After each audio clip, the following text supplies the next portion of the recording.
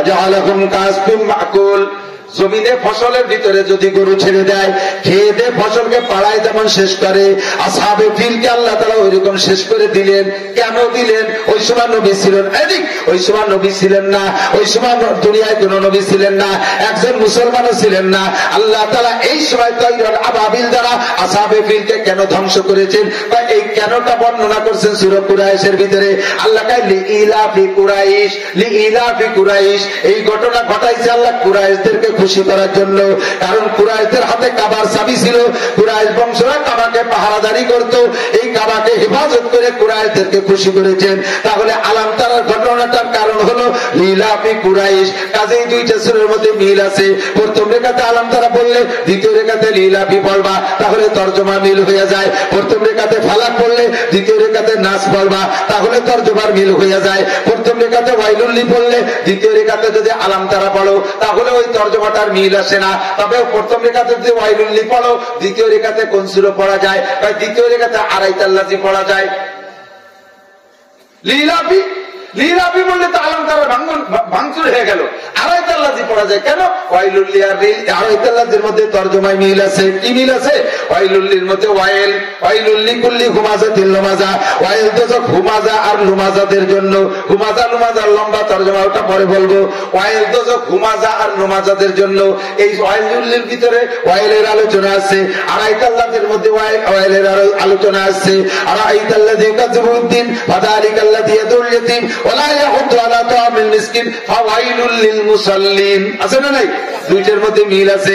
প্রথম রেখাতে আলাম নাশরা লেখা পড়লে, দ্বিতীয় রেখাতে আপনি অত্তিম পড়লেও হবে। তবে দ্বিতীয় রেখাতে ইজাজা পড়তে পারেন। দুইটার ভিতরে তরজমাগত মিল আছে। প্রথম রেখাতে যদি ওয়াদদুহা পড়েন, দ্বিতীয় রেখাতে আলাম নাশরা লেখা পড়েন। কারণ ওয়াদদুহার আলাম নাশরা লেখার ভিতরে আল্লাহ পাক নবী পাককে সম্বোধন করে বারবার কথা বলেছেন। ওয়াদদুহা ওয়াল লাইলি ইযা সাজা মা ওয়াদ্দাকা রাব্বুকা ওয়া মা ক্বালা ওয়ালাল আখিরাতু খায়রুল লাকা মিনাল উলা ওয়ালা সাওফা ইউতিকা রাব্বুকা ফাতারদা। এই কাকা কইয়ে যত কথা আছে সব নবীকে সম্বোধন করে আল্লাহ বলছেন। আমার আলাম নাশরা লেখার মধ্যেও তাই। আলাম নাশরা লেখা সাদরাক ওয়া ওয়াদানা আনকা বিজরাক। হে নবী, আমি কি আপনার সিনা করে দেই নাই? আপনার কাছে থেকে আমি বোঝা নামাই দেইনি? তরজমাগত মিল আছে। আপনি যারা তরজমা না জানেন, কমপক্ষে একের পর এক সিরিয়াল ধরে কোরআন শরীফ নামাজের মধ্যে পড়বেন, সেটাই সবচাইতে সুন্দর। একটা মাসালা। আর একটা মাসালা, আমার দিক তাকান, দিক তাকান। আপনার যদি নামাজের ভিতরে এদিক ওয়াজিব তরক হইয়া যায়, কি তরক হয়? ওয়াজিব। ইচ্ছাকৃত ভাবে যদি ওয়াজিব ছেড়ে দেন, নামাজ হবেই না, সুজদা দিলেও হবে না। আপনি সময় কম, আলহামদুলিল্লাহ পড়বো না, আলহামদুলিল্লাহ পড়বো, শেষে সুজদা দিয়ে দেবো। এখন সময় কম, আপনার এত থাক, শেষে সুজদা দিয়ে সেরে দেবো, হবে? এদিক 4 রাকাত বা 3 রাকাত নামাজে প্রথম বৈঠকে আত্তাহিয়াতু আফদল রাসূল পর্যন্ত করে উঠে যেতে হয়। ভেরি ভেরি ইম্পর্টেন্ট, খেয়াল করেন। দ্বিতীয়, তৃতীয়, চতুর্থ রেখাতে যদি দাঁড়ায় যেতে হয়। এখন আপনি আত্তাহিয়াতুতে বৈশা আত্তাহিয়াতু মুখ দিয়ে শুরু করে দিয়ে বেরেন চলে গেছে দোকানের মধ্যে, বেরেন চলে গেছে খেত খামারের ভিতরে, মাথা চলে গেছে অন্যদিক, মুখ চালু আছে, আত্তাহিয়াতু ভর্তি তালে আছে, ভর্তি ভর্তি আত্তাহিয়াতু শেষ। এরপর আল্লাহুম্মা সাল্লি আলা মুহাম্মদ দুরূদ শরীফ পড়ে ইন্নাকা আনতাল গফুরুর রহিম উঠে গেছে। জাকি মারি উঠছেন, আরে আল্লাহ, প্রথম রেখাতে, প্রথম বৈঠকে তো গফুরুর রহিম নাই, আরো 2 রেখাত রয়ে গেছে। এখন আপনি কি করবেন? নিজে নিজে মশলা আবিষ্কার করছেন। যা পড়ছি কম তো আর পড়ি নেই, বেশি তো পড়ছি, লসরি আমার হয়েছে, আল্লাহ তোই নেই। দাঁড়াইয়া 2 রেখাত পড়ে স্বাভাবিক ভাবে সালাম ফিরে দিয়েছেন, নামাজ হবে? কতক্ষণ? নামাজের ভিতরে প্রথম বইটাকে আব্দুর রাসূলুর পরে যদি দুরূদ শরীফের থেকে এতটুকু বেশি পড়ে ফেলেন, আল্লাহুম্মা সাল্লি আলা মুহাম্মদ, কতটুকু পড়েন? পড়েন আল্লাহুম্মা সাল্লি আলা, সর্বনিম্ন যদি এতটুকু বেশি পড়ে ফেলেন, তাতেই ফুকাহায়ে কিরাম বলে তোমার ওয়াজিব তরক হয়ে গেছে, শেষ বইটাকে সুজদা দিতে হবে। মসজিদের ইমাম সাহেব যারা আছে, মসজিদের ইমাম সাহেব অনেক সময় ইমাম সাহেব নামাজ পড়াতে যাইয়া স্বাভাবিকভাবে দৈনন্দিন মুসল্লিদেরকে নিয়ে যে গতিতে পড়ে, আজকে বড় বড় উলামায়ে কিরাম আসছে, নামাজের ভিতরে একটু ভাবটা একটু স্লো করে ফেলাইছে। এখন শেষ বৈঠকে যাইয়া ইমাম সাহেবের দোয়া দুরূদ সব পড়া হয়ে গেছে, পিছনে শোনে যে বড় বড় হুজুররা কানে ফিস ফিস করে আওয়াজ আসতেছে, উনরা আপাতত দুরূদ শরীফের দ্বিতীয় খাদে আছে, ইমাম সাহেবের সব পড়া হয়ে গেছে।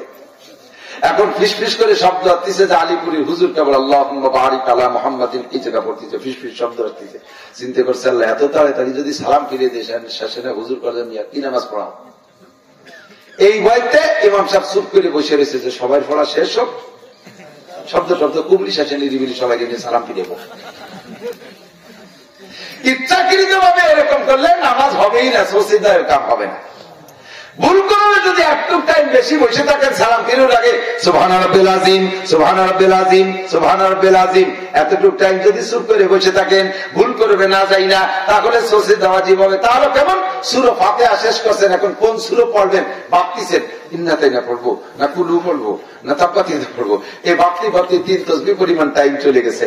এরপরে কিরাত শুরু করছেন, আপনার সসিদা ওয়াজিব হয়ে গেছে। সসিদা না দিলে আপনার নামাজ হবে না। ও দোস্ত, এই যে শরীয়তের মাসালাগুলো কয়জনে জানেন কথা বলেন? এর একটা মাসালা শুনলে শিখলে আপনার আমল নামায় 60 বছর না 60,000 বছর নফল নামাজের সওয়াব হবে। আল্লাহ, মহিলারা নামাজ পড়ে, এদিক টাকা ইমাম সাহেবরা নামাজ পড়ায়, একজন ইমামের গালে কত বোঝা জানেন? মসজিদে 500 বা 1000 মুসল্লি পিছনে আছে, ইমাম সাহেবের নামাজ যদি ভুল হয়ে যায় কিয়ামতের ময়দানে 500,000 মুসল্লিদের নামাজ, ওই ওয়াক্তের নামাজ ইমাম সাহেবের আমলনামা থেকে কেটে দেওয়া লাগবে। 2-4,000 5,000 টাকা বেতন খাইয়া কতগুলো বোঝা নিয়ে দাঁড়ায়, কিয়ামতের ময়দানে আল্লাহ তাআলা আপনাকে ডাকবে, আজকে ঈশার নামাজের হিসাব দিয়ে দাও। হিসাব দিতে দেয় যে এই মহল্লার মসজিদের মুসল্লির একজনের আমলনামায় এই 15 তারিখের 14 তারিখের ঈশার নামাজ নাই। আর ঈশার নামাজ নাই কে? আপনি ঝগড়া লাগাই আমি বলছি ঈশার নামাজ তুমি লেখো নাই, আমি লেখি তুই বলছিস মানে তোর সাক্ষী কিনা? যে আমার পাশে যারা আছে মহল্লার সবাই, আল্লাহ দেখ তো সবাই আমল নামা দেখ, ওকে নামাজের খবর কি দেয় যে ঈশার নামাজ কে নাই। ঘটনা কি? সবাইকে আল্লাহ আমরা নামাজ পড়ছি, তোমার ফেরেশতারা লেখিনি। আল্লাহ যে তোরা নামাজ পড়ছি তোকে সাক্ষী কিনা? আমাকে সাক্ষী ইমাম সাহেব হুজুর দেখি নিয়েছি, ইমাম সাহেবকে হাওড়া পড়ছে আমি পড়াইছি, আমল নামে নাই কে? এবার আল্লাহ ফের ইমাম সাহেবের আমল নামে দেখতে আছে নাকি? যে ইমাম সাহেবের আমল নামে নামাজ নেই। কেন নাই? ইমাম সাহেব তাড়াহুড়া করে অজু বানাইছে, ইমাম সাহেব তাড়াহুড়া করে অজু বানাইছে, আঙ্গুলির সিপার মধ্যে একটু শুকনো রয়েছে, অজু হয়নি। অজু হয়নি তো ইমামের নামাজ হয়নি, নামাজ হয়নি তো কের নামাজ হয়নি। এবার আপনারা আন্দোলন করবেন, আমি না মানবো না, ওই হুজুরে জমের খান খাওয়াইছি, এত টাকা বেতন দিছি, এত হাদিয়া তোবা দিছি, সেই হুজুর এরকম নামাজের মধ্যে ফাঁকি দেবে, উনার কাছে নামাজ চাই। আল্লাহকে পাবলিক ঠেকাও, দাও হুজুরের আমল নামাতে সবাইকে নামাজ দিয়ে দাও। এবার হুজুরলে একাত্তরের বিনিময়ে 230 কোটি 40 লক্ষ বছর জাহান্নামে পুড়াইয়া তারপরে বেচতে দিবা। এবার হিসাব লাগান, কত বড় জিম্মাদারি হুজুরির গাড়ি উঠাইতেন, ইমামের কাছে চড়াই দেন, সেই ইমামের বেতন বাংলাদেশে সবচাইতে কম। আমার দাবি, বাংলাদেশের প্রেসিডেন্টের বেতন যদি হয় 2 লাখ, প্রত্যেকটা মসজিদের ইমামের বেতন হতে হবে কমপক্ষে 2,01,000 টাকা। 1 টাকা বেশি বেতন কথা বলবে কেন? প্রত্যেক ইমামের বেতন 2,01,000 টাকা হইতে হবে, যদি প্রেসিডেন্টের বেতন 2 লাখ। কারণ প্রেসিডেন্ট নিজের নামাজও নিজে ভর্তি পারে না, ওনার নিজের নামাজও হয় না, আমরা না পড়াই দিই, ঠিক না? এখন ইমাম সাহেব যা বলতে চাইছে এদিক টাকা, ইমাম সাহেব তাহলে কত সতর্কতার সাথে নামাজে দাঁড়ানো লাগে, কত সতর্কতার সাথে। তারপরে ইমাম মাঝে মাঝে সসিদা দেয় কি দেয় না? সসিদা দেয় না কেন? দেয়, ওয়াজিব তরফ হয়ে গেছে, ভুল হয়ে গেছে, সসিদা দেয়। দেবেই বা না কেন? কারণ বেতন দেন 8,000 টাকা, বাড়ি লাগবে সেজারেই লাগবে 20,000, নামাজে দাঁড়ানোর পরে সেজারের চিন্তা সে সব গেছে ভুলি ঠিক। কাজেই সসিদা হিসাব ইমাম সাহেব এত দায়িত্ব নিয়ে, এত চিন্তা নিয়ে যে ইমামতি করে, তারপরে যদি তার সসিদা হয়, আমি পাবলিক যে সসিদা দিতে ওটা দেখি না, আমার চোখের সামনে পড়ে না যে কোনো পাবলিক সসিদা দেয়। বাড়ি আপনাদের মেয়ে ছেলেরা নামাজ পড়ে, কয় মহিলার জীবনে সসিদা দিতে দেখেন, ওনাদের কোনোদিন ওয়াজিব তরফ হয় না। ওয়াজিব যে কি তাই সেই সেটাই তো জানে না, ঠিক না? মসজিদের ইমাম সাহেব সসিদা দিচ্ছে, মুসল্লি একজন হুজুর এই 7-8 বছর হলো নামাজ পড়া শুরু করছি, এই একই দিলেন, এই সিজদা তো কেউ কোনোদিন দিতে দেখি না, ওদের নাম সসিদা দেয় কেন? নামাজের মধ্যে ভুল হয়ে গেলে সসিদা দিলে সেটা সারে। ইমাম সাহেব তো ব্যাখ্যা হয়ে দেওয়ার সময় পাইনি। ও তাই তো ভালো একটা, আমার তো এরকম হয় মাঝে মাঝে ভুল, 2-3 দিন পরে উনিও সসিদা একটা দেশে, তুই সসিদা দিলি কেন? সসিদা কি খালি আপনাদের ভুল সংশোধন করে, আমাকে ভুল করে না? করে তো কি ভুলই দিছিস? নামাজের দ্বারাই মনে হয়ে দিয়েছে অজু নাই। নামাজে দাঁড়ায় মনে করে দেখে অজু নাই, তাহলে অজু নাই যে কি সসিদায় সারবে? আমাদের ওই পাশে আছে যশোরের দিক চৌগাছা, খুলনা যশোর চৌগাছা, ওখানে গেছি একেবারে বেনাপোল বর্ডারের কাছে, মানে ভারত বর্ডারের কাছে। ওখানে গেলে এক মুসল্লি মুরব্বী, তবলিগের এক মুরব্বী আমার কাছে জিজ্ঞেস করছে, হুজুর আমি একটা মশলা নিয়ে গত রমজান থেকে কনফিউশনে আছে, একটু সমাধান আপনি দিয়ে দেন। কি? আমাদের মসজিদের তারাবির ইমাম সাহেব হাফেজ, মাদ্রাসায় পড়ে ছাত্র, এই রমজানে যে কি পরিমাণ সসিদা দিছে, তারাবি সসিদা তাহলে আমি নামাজই করতে পারি। পরে জিজ্ঞেস করলেন না কেন দিছে, হাত ধরছি শেষে। কয়েকদিন পরে আমি নামাজের পরে ইমাম সাহেব আর তারাবির ইমাম সাহেব আর ওই অক্তি ইমাম সাহেবরে নিয়ে বসছি যে হুজুর এত সসিদা কেন দিলেন? আমি তো এইরকম সসিদার ফলাই পড়িনি কোনোদিন, আর কেন দেশে তাও কইতে লজ্জা পাচ্ছে, বলবেই না। উনিও ছাড়ে না, আমি তো লিখে যাই কাকাইল মসজিদে তারাবি করছি তাও দেখলাম না, বাইতুল মুকাররমে করছি তাও এরকম সসিদার ফলাই পড়ি, এত গুণ সসিদা কেন দেন? আর ও কয় না, পরে ছাড়ে না যখন ইমাম সাহেবের কানে কানে কইছে মুরব্বী ইমাম, তো ইমাম সাহেব কইলে ইমাম সাহেব হ্যাঁ একটা কারণে সসিদা দেয়, ও আমারও হয় মাঝে মাঝে, আপনার শোনার দরকার নেই। হ্যাঁ তাই তো শোনারই দরকার, আপনাকেও দরকার, আমরা মূর্খ তো আমাকে হতেই পারে। শিখবো না কয় কি, এই সারাদিন রোজা থাকিয়ে সন্ধ্যার সময় সুলা মুড়ি আবা জাবা ভাজা ভুজো খাইয়ে ইফতার করলি, পেটে গ্যাস হয়, পরে সিজদায় গেলে একটু হুস করে সরিয়ে যায়, সেই জন্য এটা সসিদা দেয়। মাঝে মাঝে আমারও হয়।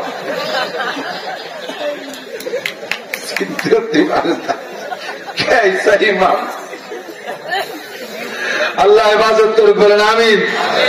আমি আর একটা মশলা, এই পিন, ছোট্ট একটা পিনের দিক তাকান, এই জায়গা কি সসিদা দিলি সসিদায় নামাজ সমাধান হবে? হবে না। ওয়াজিব তর করে কাজে আপনার ওয়াজিব গুলো জানতে হবে।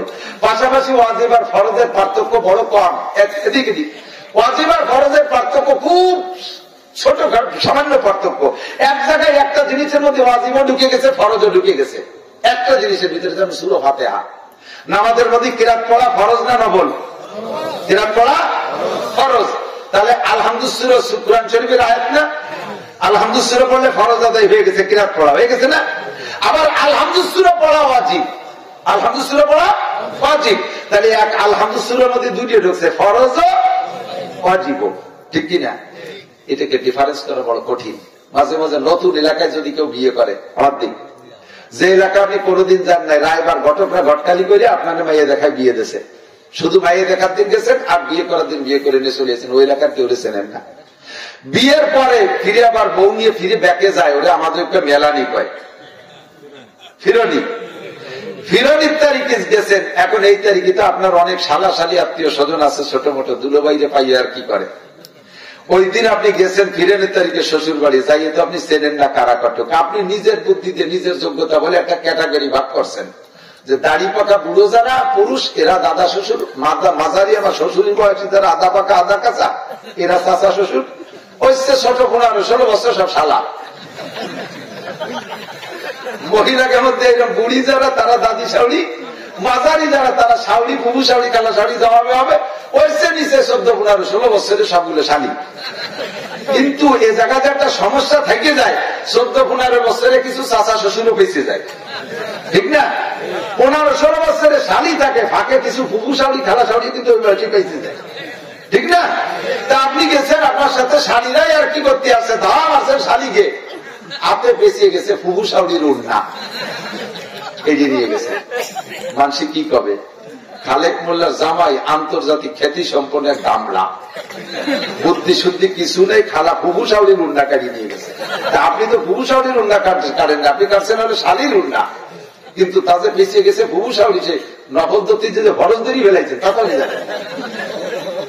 ওই জায়গায় আপনাকে বুদ্ধিমান জামাই পরিচয় দিতে জন্য এক সপ্তাহ আপনার ক্লাস করা লাগবে। শ্বশুরে নিয়ে মহল্লায় করবেন, আব্বা আমাকে শিখিয়ে দেন কে কি হয় আমার। শাউরিরে বলবেন আম্মা মহল্লায় মহিলারা কে কি আমার চিনে দেন। দুই জায়গা দুটি ক্লাস করিয়ে সবার সাথে চিনাচিনি করিয়ে যদি আর কি করতে নামেন, তাহলে আর কি জায়গা মতো পড়বেন, নইলে কিন্তু আপনি বোকা জামাই সাজবেন, ঠিক ঠিক না? আপনাকে যদি জামাই শ্বশুর বাড়ি যাইয়া বুদ্ধিমান জামাই শিক্ষা সাথে লেখাপড়া একটু করা লাগে। আল্লাহ কয় মসজিদে আসলে নামাজ পড়তে বান্দা একটু লেখাপড়া করিয়ায়, ফরজ কোনটা ওয়াজিব কোনটা একটু চিনিয়ায়, নইলে ছুটিয়ে যায় ফরজ দিয়ে দিস সসিদা, ছুটিয়ে যায় বাই দিয়ে দিস সসিদা, ওযু বানায় স্ত্রী নামাজের মধ্যে মনে পড়ছে সসিদা দিস, এ কিন্তু হয় না। কথা কর না কেন? এটাই তালাবুল ইলমি ফরিদাতুন আলা কুল্লি মুসলিমিন ওয়া মুসলিমাত। আরেকটা মাসালা ভেরি ভেরি ইম্পর্টেন্ট, বলবো নামাজে দাঁড়াইছেন, এর মধ্যে মোবাইল বাজি উঠছে, সাইলেন্ট করতে মনে নাই, বন্ধ করতে মনে নাই, মোবাইলের রিংটন মমতাজের গান। ইমাম সাহেব দাঁড়াইছে, কিরাত শুরু করে দিয়েছে আলহামদুলিল্লাহ রাব্বিল আলামিন, ইমাম সাহেব কিরাত পড়ে আর আপনার মোবাইলে মমতাজের গান শুরু করে দেয়, বুকটা ফাটিয়ে যায়। কয় বুড়ো মোবাইল ছানার মধ্যে বক্সিং রেডি করছে, সালাম বিরতি যে দেরি, তোর মোবাইল দিয়ে বসে জায়গাতে যায়, বাংলায় তো কয়। আর ওরে রিং দিয়েই যাচ্ছে আর মমতাজ গান গাইয়েই যাচ্ছে, মসজিদের পবিত্রতা নষ্ট করে ফেলতেছে, ঠিক না? এখন নামাজের মধ্যে আপনি মোবাইল দিয়ে কি করবেন? মোবাইল দিয়ে কি করবেন? নামাজের মধ্যে আপনার মোবাইল বন্ধ করতে হবে, কারণ একই সাথে মমতাজের গান আর আল্লাহর গান শোনা যাবে না, এক গান বন্ধ করতে হবে। তো আল্লাহর গান তো আর বন্ধ করা যাবে না, মমতাজের গান বন্ধ করতে সিস্টেম কি?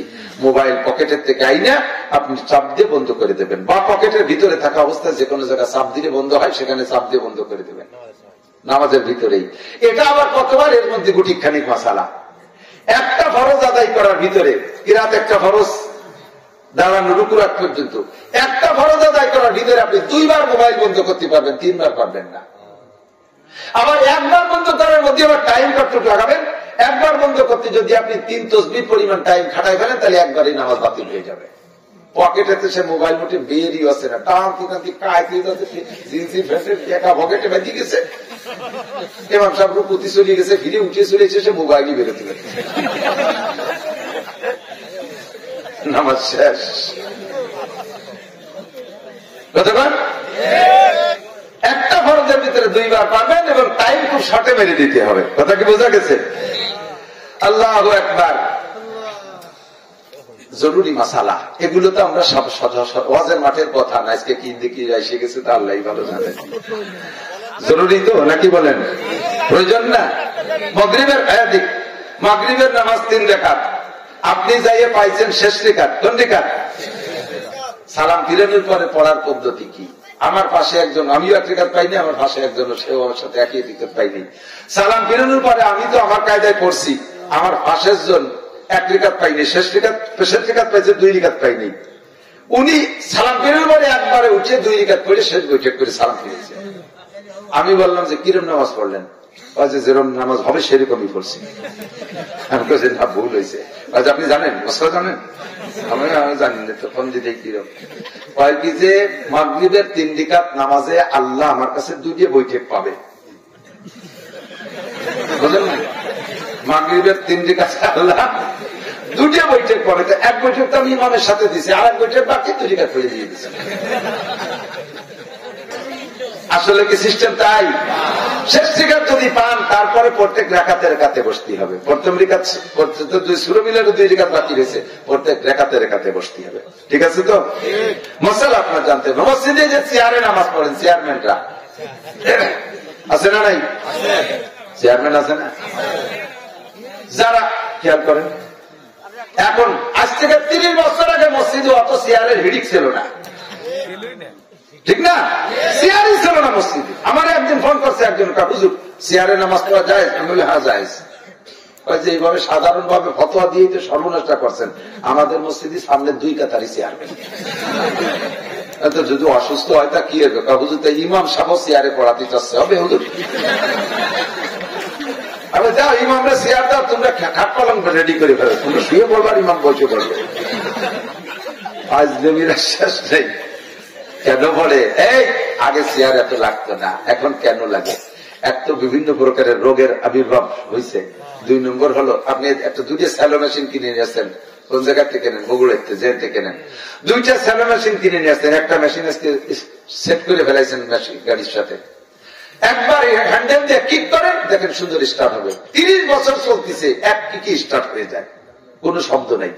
আর একটা মেশিন ঘরে রেখে দিয়েছেন, 30 বছরের মধ্যে তারা স্টার্ট দেন নাই, খোলেন নাই। এবার এই 30 বছর পরে এই মেশিনটা পাল্টায় নতুনটা সেট করিয়ে আপনি হ্যান্ডেল ঢুকে দিয়ে টান দেবেন, দেখবেন যে অত তাড়াতাড়ি স্টার্ট হবে না। টান দেওয়ার সাথে সাথে ভিতরে কর কর কর কর শব্দ শুরু হয়ে গেছে। মেশিনই কাকা আমার মোবিল টোবিল সব টাইট হয়ে গেছে, আস্তে টানতে গিরিশ মিরিশ শুয়ে গেছে। জীবন করে ছোটবেলাতে নামাজ পড়ে আপনার হাঁটু মাটু পার্সপাতি রানিং আছে, নামাজে করে সমস্যা নেই, কোনো জায়গা বাঁধে না। জীবনে 50 বছর পর্যন্ত নামাজ পড়ে নাই, চেয়ারে টাইট হয়ে বসে রয়েছে। 85 পরে যে হজ করে তবলিগে একটু সময় লেগেছে, নামাজ শুরু করছে। এক জাতি যে জায়গা মতো যায় না, এখানে গিরিশ শুয়ে গেছে, অনেক মোবিল টাইট হয়ে গেছে। এখন এই কড়কড় কড়কড় শব্দ থেকে তাড়াতাড়ি ফাঁসার সাথে চেয়ার লাগাই দেয়, মসজিদে যাই চেয়ার একটা পাশাই দিয়ে। এবার নেন নেন, ঠিক আছে, সমস্যা নেই। লাইসাল মারি যে হারাজুন, রুগীর কোনো মশালা নেই, সহজ আপনাকে অনুমতি দেওয়া গেল, কিন্তু আপনাকে মশালা জানতে হবে। চেয়ারে আপনার যদি দাঁড়ানোর ক্ষমতা থাকে, রুকু দেওয়ার ক্ষমতা থাকে, আপনি না দাঁড়াইয়া রুকু না দিয়া শুরুতেই যায়, আপনি সিজদার জন্য নিচে যেতে পারেন না, এই অজুহাতে চেয়ার ব্যবহার করতেছেন, কিন্তু আপনি দাঁড়াতেও পারেন, রুকুও দিতে পারেন। এই ব্যক্তি শুরু থেকে যদি চেয়ারে বসে নামাজ পড়ে, ওলামায়ে কেরামের কাছে শুনে থেকে নামাজ হবে না। কারণ নামাজের ভিতরে 13 ফরজের ভিতরে একটা নামাজ, এক ফরজ নামাজ দাঁড়ায় পড়া ফরজ, ফরজ নামাজ দাঁড়ায় পড়া ফরজ। আপনার দাঁড়ানোর ক্ষমতা থাকতে আপনি কেন বসে রয়েছেন? যাইতে পারবেন না সিজদায়, সে জায়গার জন্য আপনি চেয়ার নেন, কিন্তু তার আগে যে দাঁড়াতে পারেন, দাঁড়াতে পারি, তার প্রমাণ কি? আপনি একটু আগে মেসির খেলা দেখছেন টেলিভিশনের সামনে 1.5 ঘন্টা দাঁড়ায় দাঁড়াইয়ে। আপনি ইসরায়েলের সংবাদ দেখছেন টেলিভিশনের সামনে 10 মিনিট দাঁড়ায় দাঁড়াইয়া, তাহলে আপনি দাঁড়াতে পারেন। ওই সময় আপনার হাতের মোবাইল পড়ে গেছে, আপনি কুজুরেতে মোবাইলটা উঠেছেন, তাতে বোঝা যায় রুকুও দিতে পারেন, ঠিক কিনা? আর সেই লোক পারেন না, হলো সিজদায় জাতি, আপনি তার আগে থেকে দাঁড়াইছেন কে, চেয়ারে বসছেন কে? দাঁড়ানোর সময় দাঁড়াবেন, রুকুর সময় রুকু, সামি আল্লাহ সময় সামি আল্লাহ, সিজদায় যাওয়ার সময় পাশার কাছে চেয়ার থাকবে, আপনি বসবেন, ঠিক আছে? যদি এইরকম ব্যক্তি যারা এতদিন চেয়ারে বসছেন, যে কয়েকটা বসছেন আবার ভর্তি হবে, যত বসছেন আবার পড়িয়ে দিতে, ওই নিয়ে নামাজ ফরজ তরফ হয়ে গেছে। কষ্ট হয়ে গেছে, অনেক রাত হয়ে গেছে, অনেক টাইম। যদিও গ্যায় গ্যায় কইছি, একেবারে কম কইনি, বহু মশালা কইছি। যত মশালা সারা রাত কিসসা কাহিনী আর গজলের ওয়াজের চাইতে এর একটা মশালার ওয়াজ আল্লাহর রহমতে লক্ষ লক্ষ কোটি কোটি গুণ বেশি ফজিলত ওলা, ঠিক কিনা? জরুরি কথা হয়েছে না? মহিলারা নামাজ পড়ে, এদিক তাকান, মহিলারা নামাজ পড়ে, সিজদায় গেছে, বাচ্চাটা পেটের তল দিয়ে দুধ খাওয়া শুরু করে দিয়েছে। আছে তো এরকম ঘটনা, আমারই মনে আছে। আমি কত যদিও ছোট, 2-2.5 বছর, কুটিকালের অনেক কিছু মনে থাকে। দুধ খাইছি, আমার ছোট ভাই যে মার দুধ খায় নামাজের সময়, মা তো মূর্খ, অশিক্ষিত, বোঝে না। আমি নামাজে গেছি, সে সময় ছোটবেলায় তো বাথরুম ছিল কয় বাড়ি কন্দি, এখন তো বাথরুম কয়বার প্রমোশন পাইছে জানেন? আগে ছিল হলো টাট্টি, নাম করতো টাট্টি, এরপরে পায়খানা, এরপরে হয়েছে ল্যাট্রিন, এরপরে হয়েছে টয়লেট, এরপরে বাথরুম, বর্তমানে প্রমোশন হয়েছে ওয়াশরুম। বাথরুমের 6 প্রমোশন আমার সামনে। এর আগে পায়খানা টাট্টিরও আগে ছিল, বর্দা নিয়ে ময়দানে যাইতো, ফাঁকা জায়গা। বাড়ি কয় বাড়ি পায়খানা ছিল, আগান বাগানে যাইতো, ফাঁকা জায়গায় যাইতো বর্দা নিয়ে। তো আমার ক্লাস 1-2 পড়ি মনে হয়, পায়খানা দিচ্ছে, চা প্যান্ট খুলিয়ে বদনা তালাশ করে গেছে। আমি দেখতেছি আমার দাদি নামাজ পড়তেছে, দাদির বাম পাশে বদনা, কাঁসার বদনা চিকচিক করতেছে। আমি তো ওই বদনা আনবো বলে রওনা দিছি। দাদি টের পাইছে যে ফাজিল তো সামনে দিয়ে দেবে, উনি টের পাইয়ে নামাজের মধ্যে আমার বদনা ধরে দিচ্ছে। নামাজ ছুটলো না, নামাজ আছে না গেছে, নামাজ আছে না গেছে, নামাজ চলে গেছে। এই মশালা জানে না বহুত মা বোন। বাচ্চা সামনে আসছে, আজকে দরিয়া ভাবে টাইনিয়ে পাশে দরিয়া এরকম বসাই তুই আটটা একটু শেষ করে, নামাজ শেষ। নামাজের মধ্যে আপনার লুঙ্গি খুলে গেছে, যাইতে পারে কিনা? হাসেন কে? যাইতে পারে না। নামাজের মধ্যে লুঙ্গিতে 1 হাত দিয়ে ভরা যায় না, 2 হাত দিয়ে ভরছেন, নামাজ আছে না গেছে? হয়তো ইয়ের সময় যদি নামাজ ছুটে যায়, তা কি ন্যাংটাই নামাজ পড়বো? ন্যাংটাইকে পড়া লাগবে না। 2 রাকাত পড়ার পর আপনার লুঙ্গি খুলে গেছে, 2 হাত দিয়ে লুঙ্গি পড়বেন, নামাজ শেষ, পিছনের 2 রাকাত শেষ। এবার আল্লাহু আকবারকে আবার ওখান থেকে শুরু করবেন। শেষের 2 রাকাত পাইছেন, সালাম ফিরানোর পরে এই 2 রাকাত আবার পড়ে দেবেন। তবু আপনি 2 হাত দিয়ে লুঙ্গি পরে আগের 2 রাকাতের নামাজের মধ্যে মিলাতে পারবেন না। মাসলা জানতে হবে। তালাবুল ইলমি ফারিদাতুন আলা কুল্লি মুসলিম। দিনই এলেন শিক্ষা করা। এতে একদিনই কয়টা শিখাবো? 2 রাকাত নামাজ পড়তে 12,000 মাসআলা। আমি কয়টা মাসআলা বলছি? কাজে আমাকে আপনাকে মাসআলা শুনতে শিখতে যেতে হবে। আল্লাহ পাক একটা ব্রাহ্মমান মাদ্রাসা, রানিং মাদ্রাসা তৈরি করে দিয়েছে, তার নাম হলো দাওয়াত ও তাবলীগ। কথা বলেন ঠিক না? দাওয়াত ও তাবলীগে যাবেন ইনশাআল্লাহ, 40টা দিন থাকবেন। আমি 40 দিন তাবলীগ জামাত নিয়ে গেছি, আমার সাথে স্টুডেন্ট ছিল বেশি, 20 জনের জামাত কিশোরগঞ্জ পাকুন্দিয়া থানায় গেছি। তার ভিতরে 12টা ছেলেকে আমরা 4 জন ছিলাম আলেম, আর পাবলিক ছিল 16 জন। তার ভিতরে 12 জন ছিল যুবক আর 4 জন ছিল বুড়ো। আমি যাই শুরু থেকে নিয়ে কোরআন শরীফ পড়ানোর আন্দোলন শুরু করছি যে ফাজাইলে আমার তবলিগের হিসাব থাক, বাড়ি যাইয়ে পড়বো। কথা বল না কেন? তবলিগের ভিতরে যাইয়া 6 ঘন্টা 8 ঘন্টা ফাজাইলে আমার তবলিগের হিসাবের জন্য পাগল করে ফেলায়, অথচ কোরআন শরীফ শুদ্ধ করে পড়তে পারে না। আর মস্কর জন্য মাত্র 10-15 মিনিট মস্ক করাচ্ছে কিনা, এক মূর্খ আর এক মূর্খ করে শুনি ইয়ানা বুধু ইয়ানা স্টাইল।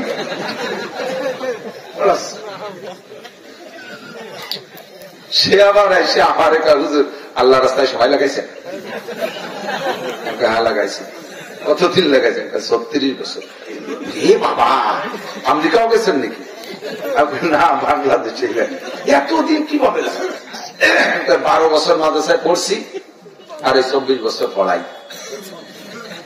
12 আর 24 36 না বুঝলি, এটা আল্লাহর রাস্তা না, এটা হলো শয়তানের রাস্তায় লাগাইছে।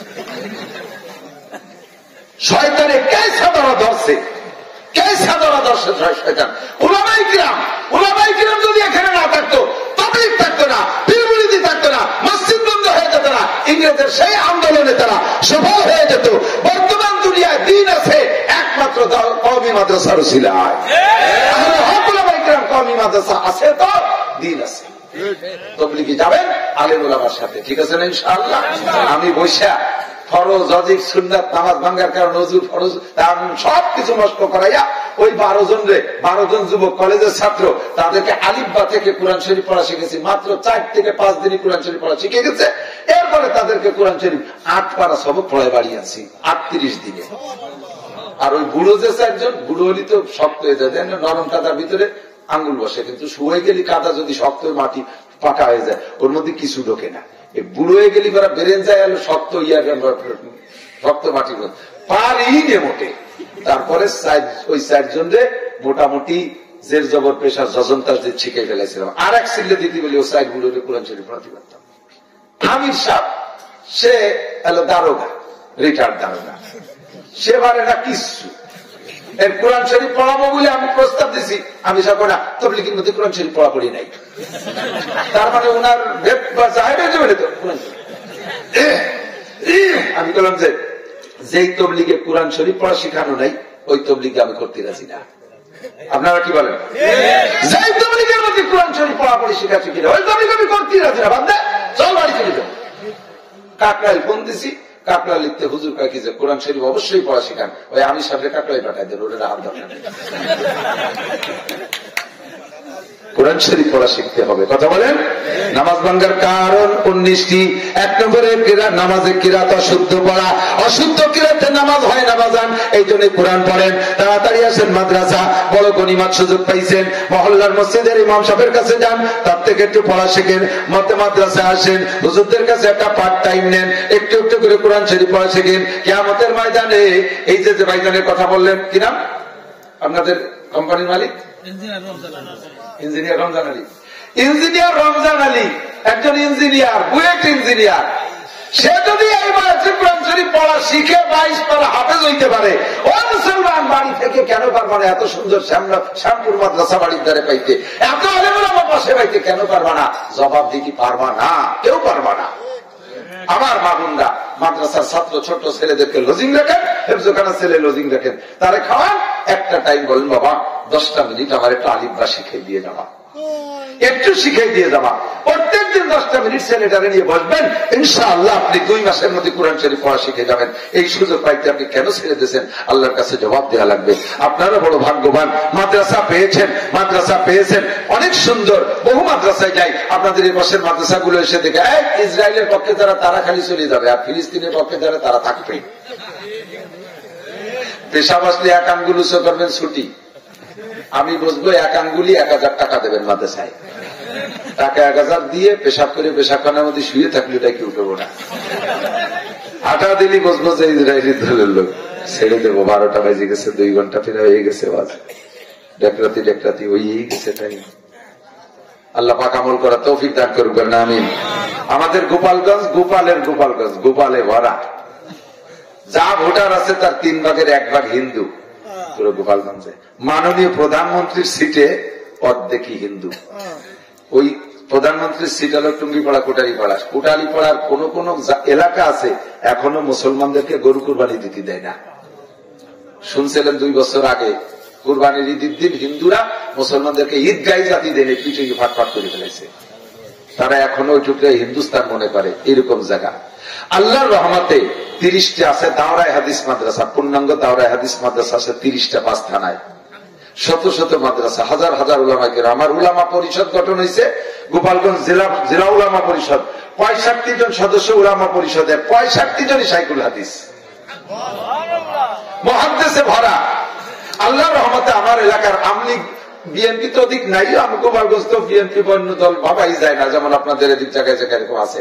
তো তার ভিতরে একজন আমলিগের লোক মাদ্রাসার ভিতরে যে হস্তক্ষেপ করে না, সভাপতি সেক্রেটারি হওয়ার জন্য পাইতারা দেয় না, স্টেজেও কোনো পাবলিক এসে বসে না। উলামায়ে কেরামকে এত ইহতেরাম করে। আল্লাহর রহমতে আলেম উলামা, ওই যে মুফতি হান্নানের নাম শুনছেন না, কয়েক বছর আগে ফাঁসি দিয়েছে 76 কেজি বোমার অভিযোগে। ওর গ্রামের নাম হলো হিরণ, বড় একটা মাদ্রাসা আছে। আমি ওই মাঠে ওয়াজ করতে গেছি, এর চাইতে 10 গুণ শ্রোতা মাঠে বসা।